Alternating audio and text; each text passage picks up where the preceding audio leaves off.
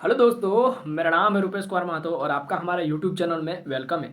तो दोस्तों, इस वीडियो में हम लोग लेकर आए हुए हैं क्लास 12th फिजिक्स में 5 मार्क्स क्वेश्चंस फिजिक्स में। ठीक है, जो आपका चैप्टर नंबर 1 है, इलेक्ट्रिक चार्जेस एंड फील्ड्स। इससे आपका ब्लूप्रिंट आप लोग देखिएगा, मैं आपको टेलीग्राम ग्रुप में सेंड कर दिया हूँ। ब्लूप्रिंट में आपका इस चैप्टर से पूछा गया है, यानी मॉडल पेपर में। ठीक है, ब्लूप्रिंट बनाया गया है according to their model paper. तो ब्लूप्रिंट में आपका chapter electric charges and electric charges and field से 5 मार्क्स का क्वेश्चन दिया गया है। ठीक है, तो यहाँ पर और बहुत बच्चों का कमेंट भी आ रहा था, सर मैथ का हो गया, फिजिक्स का बता दिए, क्योंकि फिजिक्स में मतलब सिलेबस इतना बड़ा है और इतना सारा क्वेश्चन है कि पता ही नहीं चल रहा कि कौन वाला पढ़े कौन वाला नहीं पढ़े। समय बहुत कम है और केवल इंपॉर्टेंट क्वेश्चन ही अभी रिवीजन करने का समय है। बिल्कुल सही बात है। तो मैं आपको लगभग प्रत्येक चैप्टर से 10-12 को क्वेश्चन दूंगा, जो इन्हीं क्वेश्चंस को आपको प्रैक्टिस करना है, मतलब रिवीजन करना है। और एक क्वेश्चन को आपको लगभग 3 से 4 बार लिख कर प्रैक्टिस करना है, पेंसिल से कॉपी पर लिख कर प्रैक्टिस करना है, या फिर अगर आपके पास व्हाइट बोर्ड है तो आप लोग वहाँ पर भी मार्कर से लिख कर प्रैक्टिस कर सकते हैं। और आपको एग्जाम में जाकर यही लिखना है। ठीक है, और आपका एग्जाम में भी यही क्वेश्चन आएगा। लेकिन मैं आपको एक कंडीशन बताना चाहता हूँ कि यहाँ पर जो भी आपका क्वेश्चन है जो पूछा जाएगा आपका, वो यहाँ से डिट्टो उठा करके नहीं छापेगा, यही लैंग्वेज को कॉपी नहीं करेगा। ठीक है, पहला बात। या फिर आपका एनसीईआरटी बुक में भी है तो उसको भी कॉपी नहीं करेगा। वहाँ पर जो जैक बोर्ड में आपका जो सवाल पूछा जाता है वो केवल आपका एक टर्म को कॉपी करता है। ठीक है, एक टर्म, कोई एक टर्म है उसको कॉपी कर लिया और उसी से क्वेश्चन को बना करके वहाँ पर पूछा जाता है। आपका क्वेश्चन यही रहेगा लेकिन ये अलग तरीका से बना करके पूछा जाएगा। ठीक है, तो चलिए हम लोग देखते हैं कि क्वेश्चन क्या क्या है। तो देखिए, find the expression for electric field intensity due to an electric dipole at any point on the axial line. ठीक है, एक्सियल लाइन पर इलेक्ट्रिक फील्ड क्या निकालना पड़ेगा? Electric field intensity due to electric dipole के कारण आपको इलेक्ट्रिक फील्ड इंटेंसिटी निकालना है। कहाँ पर? एक्सियल लाइन पर। या फिर कभी कभी ये क्वेश्चन इंड ऑन पोजिशन भी लिखा रह सकता है।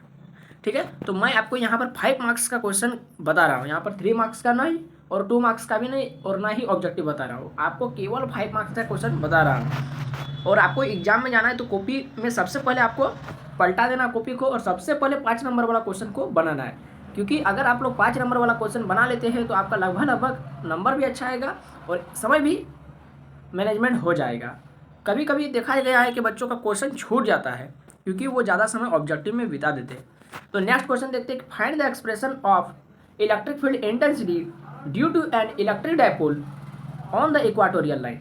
अब यहाँ पर एक्सियल लाइन की जगह में इक्वाटोरियल लाइन लगा देगा, तो वहाँ पर आपको क्या निकालना है? Electric field intensity. Same question है, केवल इक्वाटोरियल लाइन में करना है। कभी कभी ये क्वेश्चन आपका ब्रॉडकास्ट पोजीशन भी रह सकता है।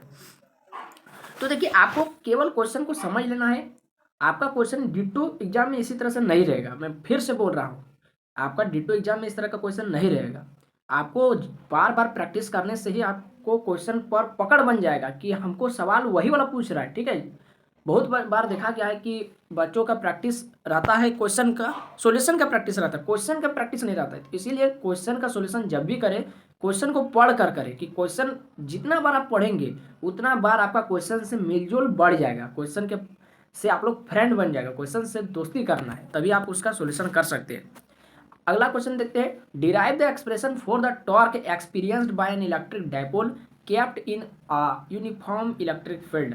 ये आपका मॉडल पेपर में भी इस साल पूछा गया है। ठीक है, मॉडल पेपर में आपका दिया गया, ये बहुत ज़्यादा इंपॉर्टेंट सवाल है।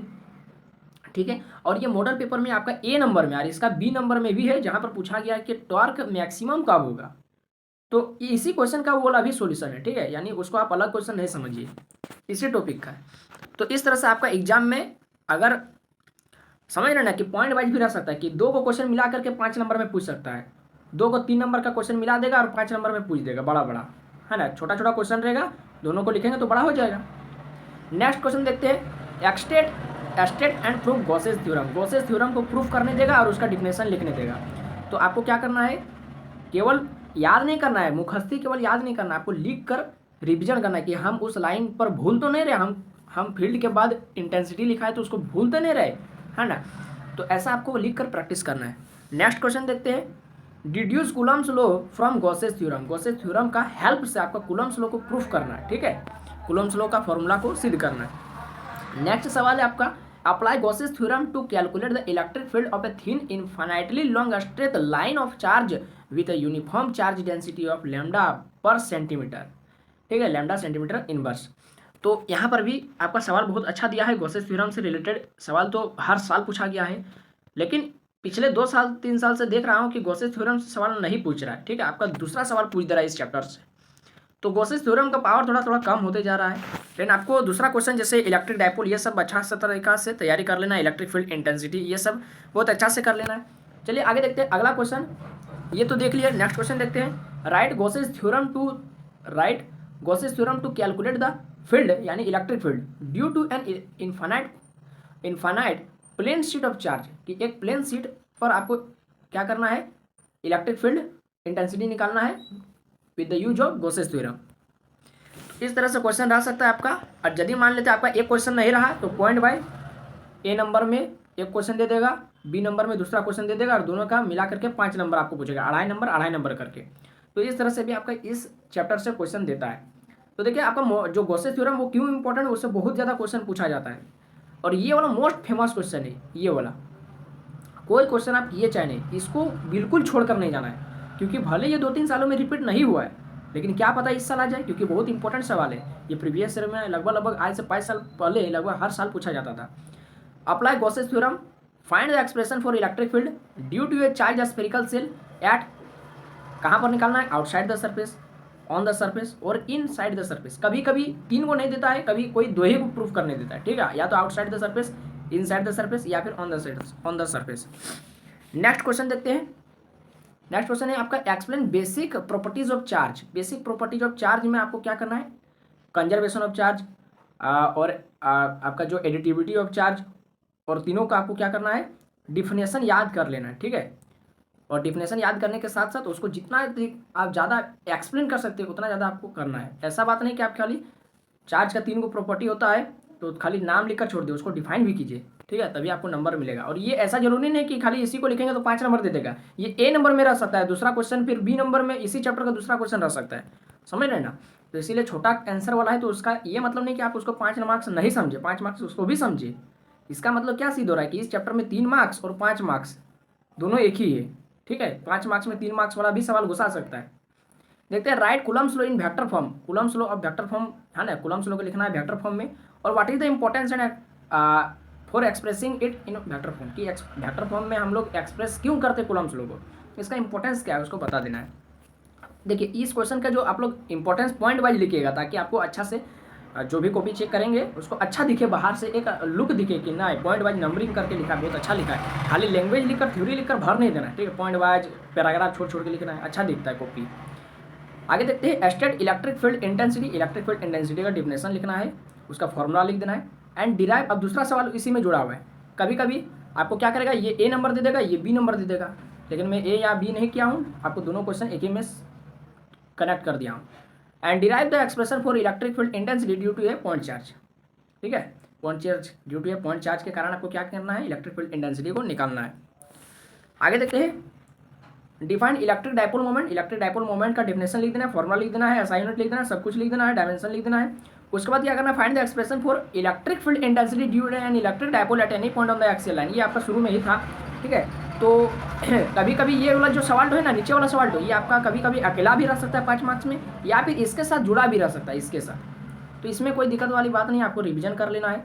और मैं फिर बार बार आपको समझा रहा दोहरा रहा हूँ कि ये क्वेश्चन को कम से कम 3 बार तो आप लोग खूब प्रैक्टिस कीजिएगा, लिख कर कॉपी में पेंसिल से लिखिए, और फिर उसको मिटा करके फिर पेंसिल से लिखिए, फिर मिटा करके फिर पेंसिल से लिखिए। और इस तरह से आपको प्रैक्टिस करके रिवीजन करना है। जितना मेहनत करेंगे उतना अच्छा मार्क्स मिलेगा। ठीक है, 85% जैसा मेहनत करेंगे तो 85% जरूर आएगा, उसको आने से कोई रोक नहीं सकता है। सब आपका मेहनत पर डिपेंड करेगा।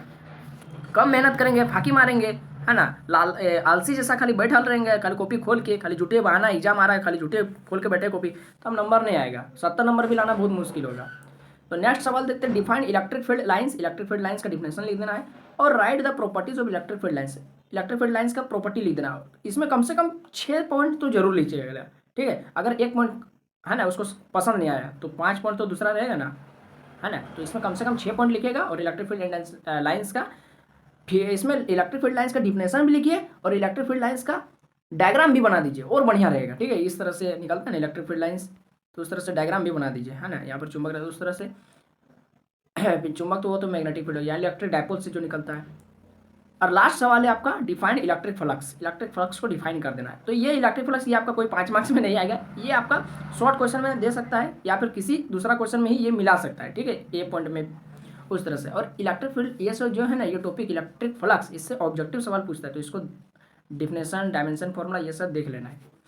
तो आपको ये वीडियो कैसा लगा आप हमको कमेंट बॉक्स में जरूर बताइए। वीडियो अच्छा लगा होगा तो लाइक करना है, शेयर करना है, अपने दोस्तों में एकदम ओटीपी की तरह वीडियो का लिंक को फैला देना, ओटीपी की तरह, ठीक है। और अगर हमारे चैनल पर अगर आप नए आए तो चैनल को क्या करना है, सब्सक्राइब कर लेना है, ताकि आने वाले एग्जाम से रिलेटेड जो भी आपका 5 मार्क्स वाला वीडियो रहेगा सबसे पहले आपका मोबाइल में आए और आप लोग जल्दी से जल्दी उसको देख ले और ज़्यादा से जल्दी उसको प्रैक्टिस करने के लिए समय दे दे अपने आप को। तो बस वीक इतना ही, फिर मिलते हैं नए वीडियो में नए कॉन्सेप्ट के साथ। जय हिंद, वंदे मातरम।